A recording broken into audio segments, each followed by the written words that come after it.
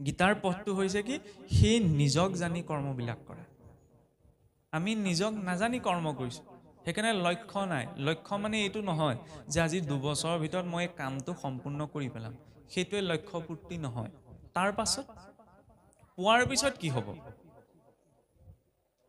কাৰণ সংসাৰখনত কিবা এটা পোৱাৰ পাছত সদায় সেই আনন্দটো একেই হৈ নাথাকে হয় নে নহয় বা আপোনাৰ ঘৰত যদি সন্তান এটি জন্ম হয়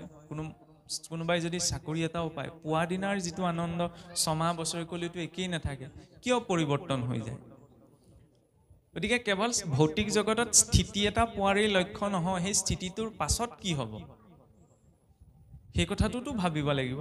কিন্তু ভবাৰো এটা পদ্ধতি আছে কাৰণ কেৱল চিন্তা কৰি লাভ নাই আমি যে কওঁ মানুহে চিন্তা কৰিব লাগে কেৱল চিন্তা কৰি এই কাৰণেই লাভ নাই কাৰণ চিতায়স্য চিন্তায়স্য বিন্দু মাত্ৰ বিশিষ্যতে